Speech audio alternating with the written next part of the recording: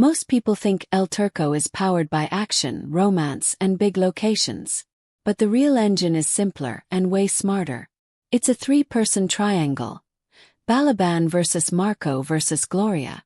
If you understand how those three characters pull the story in different directions, the whole series becomes clearer, faster, and more addictive to watch. So today I'm building a clean, spoiler-free character map. And if you want more no-drama breakdowns like this, hit subscribe because we're tracking this era properly. Alright, let's map it. El Turco isn't just a warrior in a new land. It's a story about power. Who owns it, who abuses it, and who dares to take it back. And the show turns that idea into people you can instantly understand. Balaban is the force of change. Marco is the force of control. Gloria is the bridge. And the pressure point. Think of it like a triangle where every side creates a different kind of tension. Balaban and Marco create the obvious conflict. Outsider versus authority. Balaban and Gloria create the emotional conflict. Trust versus risk. Marco and Gloria create the social conflict. Fear versus conscience. That triangle is the story. So instead of listing random facts, let's do this the useful way. 1. Who are they really? 2. What do they want? 3. What do they fear? 4. How do they pressure the other two? And once you see that, you'll understand why every episode keeps tightening. Let's start with the center of gravity. Balaban. The outsider who becomes the spark. Balaban isn't introduced as a perfect hero. He's introduced as a man who has survived something brutal, and is now in a place where he doesn't belong. That matters because Balaban's power is not being the strongest guy in the room. His power is this. He can't pretend anymore. When you survive a collapse, when everything you trusted falls apart, you stop caring about polite illusions. And that's exactly what a small village under pressure doesn't have. Truth. So Balaban walks into an environment where people are living under a system they hate. But they've learned to cope by staying quiet. And Balaban is the one person who doesn't have that habit. He doesn't know the social rules. He doesn't know which lines you don't cross. He doesn't know which authority you're supposed to fear.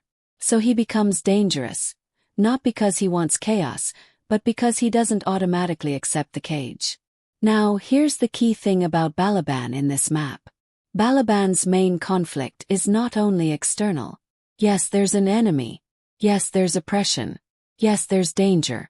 But internally, Balaban is fighting this question. Do I stay a survivor? Or do I become a leader? Because survivors do one thing. They minimize risk. Leaders do something different. They accept risk so other people can breathe. And you can feel that shift happening when Balaban starts noticing something. This village isn't safe. It's just silent. People are alive but they're not free. So Balaban's arc is basically a transformation from, I just need to get through this. I can't watch this and do nothing. That's the moment he stops being a guest in the story and becomes the engine of it. Balaban's strengths in the triangle. He's decisive. He has experience under real pressure. He reads danger fast. He knows what fear looks like because he's lived inside it. Balaban's weaknesses in the triangle. He's an outsider, so trust is not automatic. His presence creates consequences for others. If he acts too fast, the village pays the price. That last point is huge. Balaban can win fights. But the show isn't about winning one fight. It's about winning a life. And that's why Gloria matters so much. Gloria, the bridge, the heart, the risk. If Balaban is the spark, Gloria is the oxygen. Because in stories like this, the outsider hero usually has one problem. He might be right, but he's alone. And alone heroes can't change a system. They can only survive it. Gloria is what turns Balaban's story from one man into a movement, because she connects him to the real world of the village. Now let's be precise. Gloria is not just a love interest. In this character map, Gloria has three main functions. 1. She humanizes Balaban to the villagers. 2. She humanizes the villagers to Balaban. 3. She forces both sides to face the consequences. 'Cause think about it. Balaban arrives with intensity and capability. But the villagers have history and fear. Gloria sits in the middle, and that's why she becomes the pressure point. She understands what oppression does to people over time. Doesn't just hurt them physically, trains them mentally, teaches them to accept less, to expect less, to speak less. So Gloria's strength isn't fighting with a sword. Her strength is courage under social pressure. Because in a small community, the hardest thing is not standing up to the enemy. The hardest thing is standing up when your own people tell you to stop. So Gloria becomes the character that asks the most dangerous question. What if we're not meant to live like this? That question is how rebellions begin, quietly before they become loud. Gloria's wants are grounded. Safety for her people. Dignity without punishment. A future that doesn't feel like a prison. Gloria's fears are realistic. Retaliation. Being blamed for what happens next. Losing everything because of one brave decision. And here's the reason Gloria works so well in this triangle. She makes every choice costly. Balaban can't just be a hero because Gloria reminds him. Real people live here. Marco can't just be a villain because Gloria reveals. This isn't abstract politics, this is pain. And when Gloria starts leaning toward Balaban's side, it doesn't feel like a romantic switch. Feels like a community tipping point. Now let's talk about the third side of the triangle, the force that keeps the story tight. Marco. Control with a face. Marco is not just the bad guy. In this map, Marco represents the system that benefits from people staying small. And the smartest thing a story can do is give that system a face you can track. Because systems feel unbeatable. But when a system shows up as a person, someone who speaks, decides, threatens, punishes, it becomes a war you can understand. Marco's job in the triangle is to create one feeling. No matter what you do, we still own you. That's control. And the reason Marco is interesting is because he's not chaotic. He's structured. He believes in hierarchy. He believes in order. And in his world, order is just a clean word for obedience. Marco's strengths in the triangle. Legitimacy. He represents power that is already installed. Resources. He has more reach than one outsider. Social pressure. He can turn villagers against each other. Patience. He can wait you out. Marco's weaknesses in the triangle. Control depends on fear staying effective. The moment fear stops working, his authority gets exposed. If the village stops cooperating, power becomes expensive. That last part is the crack. Because oppression is cheap when people obey voluntarily. It becomes costly when people resist. And Balaban's presence is exactly what makes resistance imaginable. So Marco and Balaban aren't just fighting physically. They're fighting over an idea.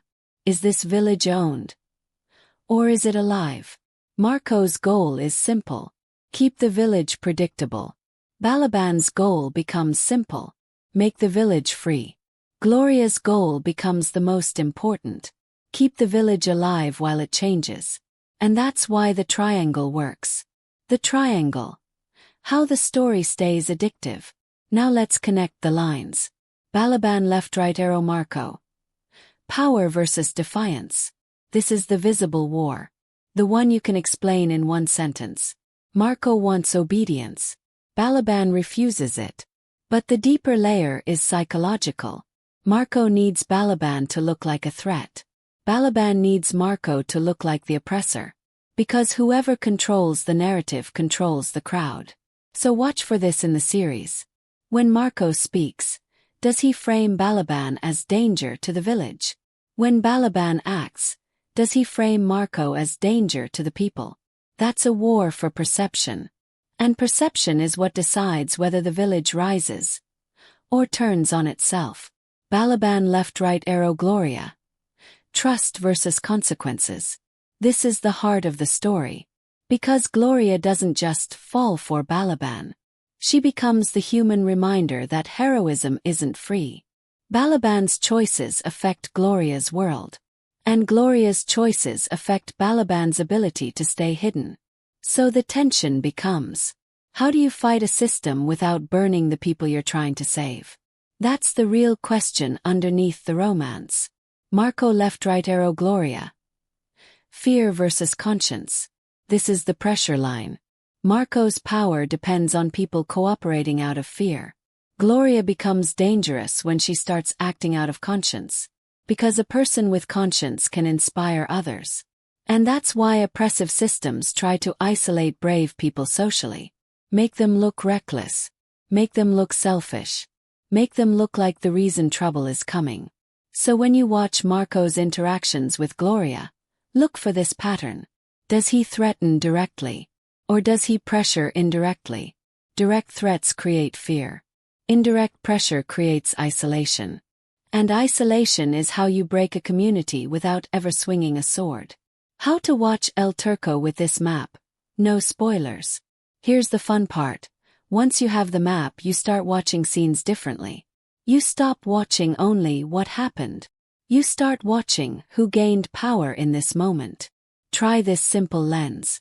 Every major scene answers one of three questions. 1. Did Balaban expand freedom? 2. Did Marco reinforce control? 3. Did Gloria shift the village's emotional direction? And the episodes stay addictive because the answer keeps changing. Sometimes Balaban wins a moment, but it increases risk. Sometimes Marco wins a moment, but it creates resentment. Sometimes Gloria wins a moment, but it forces a choice sooner than people are ready for. So if you want to predict the momentum, watch for these signals. Signal 1. When the village starts choosing us over safety. The exact moment people stop thinking individually and start thinking collectively, everything changes. Signal 2. When Marco's threats stop being enough. When fear loses effectiveness, control has to become louder, and louder control usually creates faster resistance. Signal 3. When Gloria stops asking what if, and starts saying we must. That's when the story stops being about survival and becomes about transformation. And here's a bonus. The triangle also explains why the show can feel globally clickable. Because this isn't a niche conflict. This is universal. Outsider versus power. Conscience versus fear. Freedom versus comfort. Love versus consequence. Those themes travel. And when they're tied to three clear characters, the story becomes easy to follow, even for new viewers. Final recap. The clean character map. So if you forget everything else, remember this. Balaban is the spark. Marco is the cage. Gloria is the bridge. Balaban pushes change forward. Marco pushes control back. Gloria decides whether the change becomes a movement or a tragedy. And if you watch El Turco through that triangle, every episode becomes clearer. You'll know who's winning the moment, what it costs, and what it sets up next. Now I want to ask you a clean question. Who do you think drives the story the most? Balaban, Marco, or Gloria? Drop your answer in the comments and tell me your country too, because I'm genuinely curious where El Turco is hitting hardest. And if you enjoy clean breakdowns with no fake headlines and no drama, subscribe, because we're covering this whole John Yaman era the smart way. See you in the next one. Comment options.